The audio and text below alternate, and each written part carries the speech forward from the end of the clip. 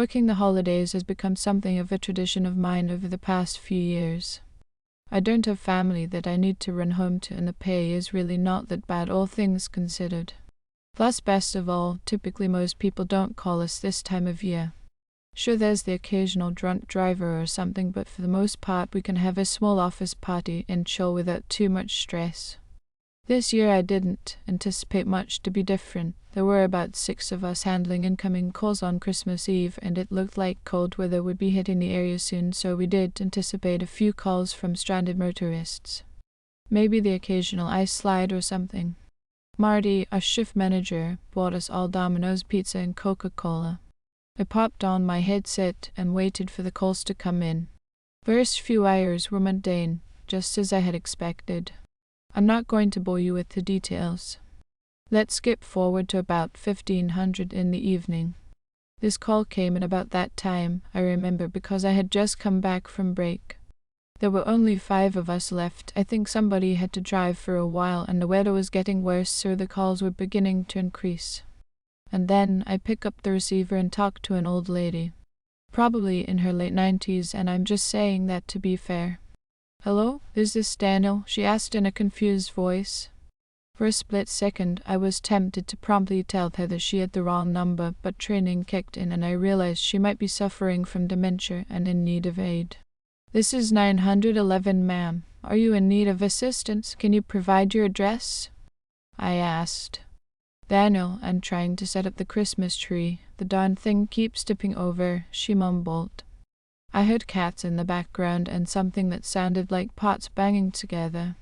"I see. Is anyone else there with you, ma'am?" I asked slowly as I typed up a short response on my computer.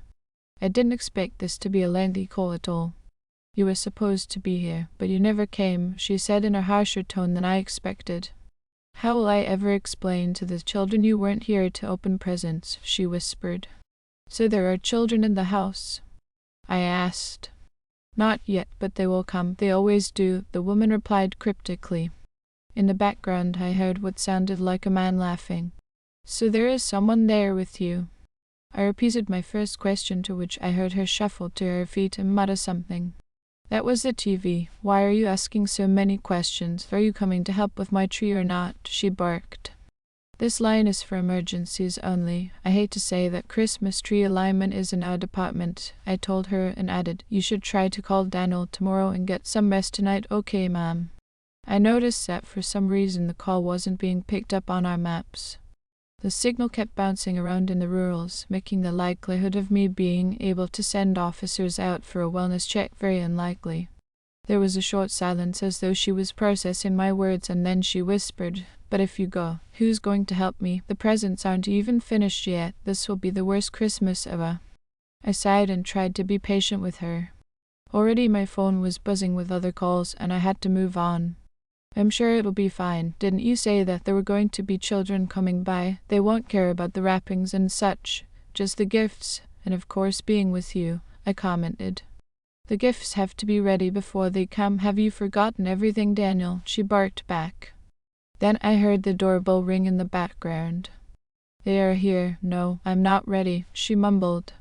There were a few confusing sounds, and then the line went dead. I sat there for a few moments, a bit perplexed by the incident, and then finished up the short report and tried to move on. Once I got a short break, I turned to my coworker Matt and said, "Got any crazy calls tonight?" "A few. Are we taking score?" he asked with a smirk. "Just trying to figure out this one I got. Old lady sounded like she had dementia. I couldn't pinpoint her call though." Matt looked at me weirdly. "Wait, did she mention something about a Christmas tree and a man named Daniel?" he asked. "Yes. Oh my God, you got her too." "Last year. Listen, I know this sounds weird, but next time she calls, just hang up," he told me. "Wait, what? Is she some kind of troublemaker?" I asked. Before he could respond, the next call came in, and I turned back to my desk. 911, what is your emergency?" "Daniel, the Christmas tree is all decorated now. I don't have any gifts for the children, though." I sighed and remembered what Matt had told me, but didn't want to be rude.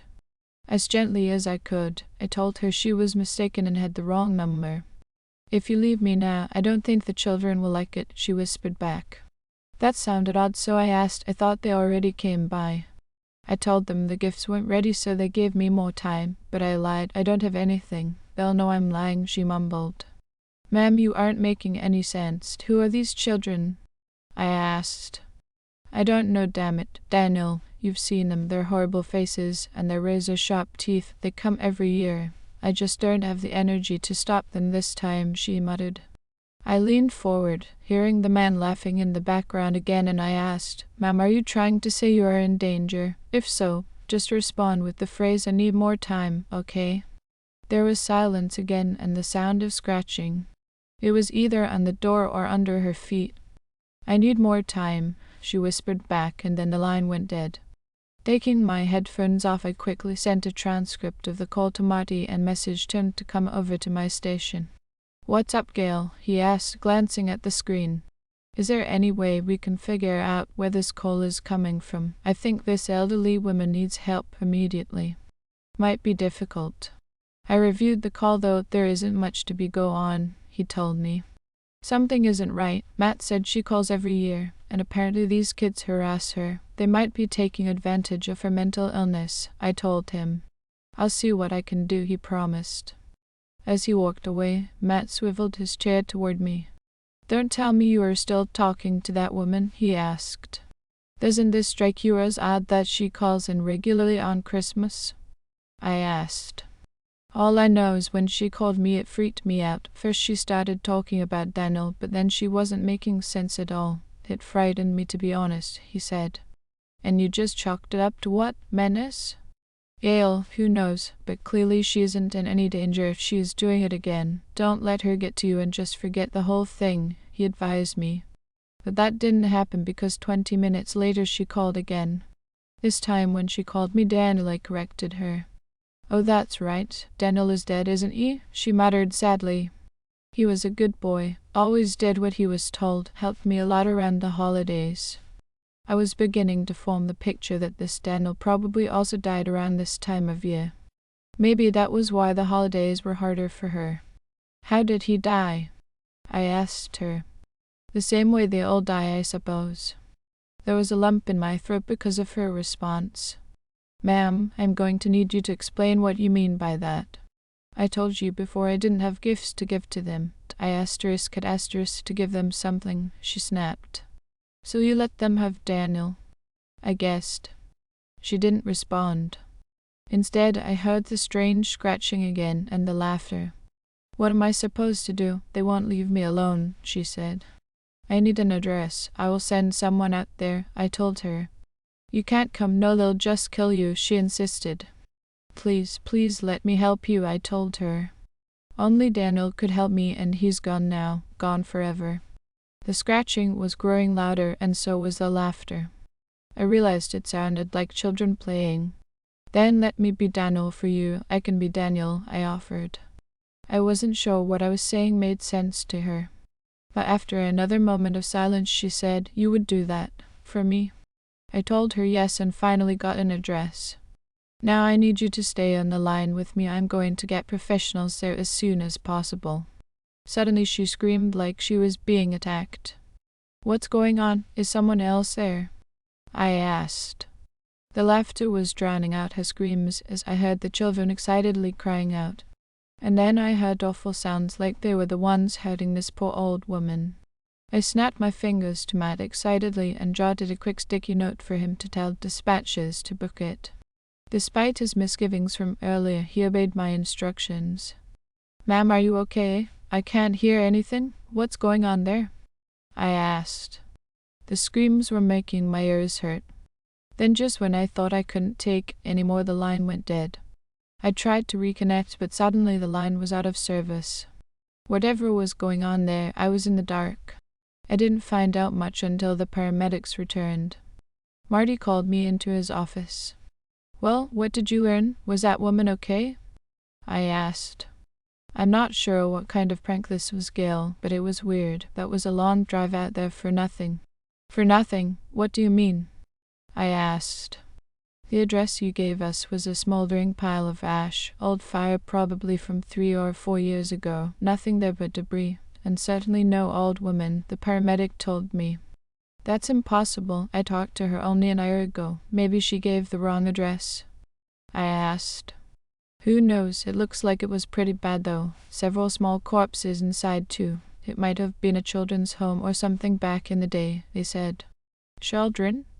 It lined up with what I had heard. Had I been speaking to a ghost? Thanks for at least checking it out, I told them. I returned to my desk and told Matt what had happened. Not surprised. I knew it was a prank. Something doesn't feel right about it though. I can't put my finger on it, I admitted as I placed my headset back on and started taking calls again. 911, what is your emergency? No response. Then I heard heavy breathing, like someone was struggling to get words out. Daniel, you didn't come, the voice whispered. A chill ran down my spine as I became filled with dread. It sounded like she was dying, or perhaps she was already dead. What's happened? I whispered. I stopped them, all of them. They're dead now and so am I. Maybe I can protect others from their evil this way, she asked as I heard her cough and vomit. You burned your house, I said. Won't be long before I am forgotten, and so these wicked little creatures will be gone too, all of them down back to hell. She coughed again, her voice becoming weaker. Why did they do this? What do they want? I asked her. The line went dead again, and I realized it was the end of my shift. I grabbed my keys and decided to take a drive out there and find out the truth for myself.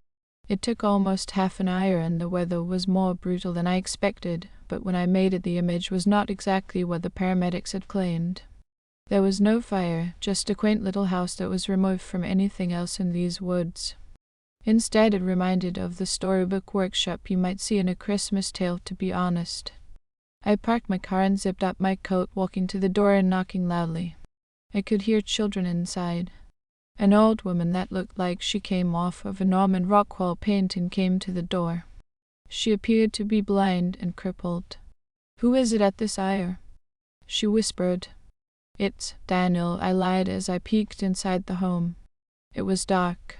I could faintly see a Christmas tree and some fruit on a table, and I kept hearing laughter. Oh dear, please come in, I've waited for you, she whispered.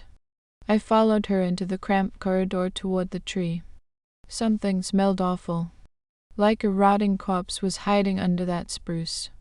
Do your lights not work? I asked as I felt the children get uncomfortably close to me. Their hands felt dirty and old. Hush now, we need to begin our festival, the old woman told me. Then she lit a match. I opened my mouth to ask what she doing, but then tossed the match under the Christmas tree, igniting it in seconds. As the flame blazed, the room around me became clear. All of her children, if you could even call them that, were naked and resembled old men, growling and snarling as they began to attack me with jagged teeth and twisted nails. The old woman laughed madly, and I saw an older man in the background, his belly carved up probably from a previous meal given to these little demons. I managed to pull myself up and push the tree down, the mighty spruce hitting the old woman harshly before I dashed toward the door. The demon children were right behind me, cackling like wild animals as the fire spread. I made it back to my car and watched as the tiny home went up in a blaze, fulfilling the words that my coworkers had claimed they saw. I made sure none of those awful lads made it out of the home and sat there gasping for breath in the cold as the fire died down until only ash was left. I cranked up my car and called it a night, my body still numb to the entire experience. The day after, I had a morning shift and some of my coworkers were asking about the call I had, but I didn't want to even bother to recall the incident. I sat down tiredly beside another dispatcher, saying a prayer that the nightmare would end. Then I heard them answer their phone and repeat what I had said to the old woman the night before. Snatching the headset off, I disconnected the call before they got roped in as well. What was that about, Gail? They asked. If that lady calls in again, don't answer it. I paused and realized that would likely mean that others in the office would be in danger too. Tell anyone if a woman calls asking for Daniel. Forward the calls to me, I ordered. I sat back against my chair, skin bristling with pain as I waited for the call. I just have to make it past the holidays, then she'll stop until next year, I told myself. I hope I can make it,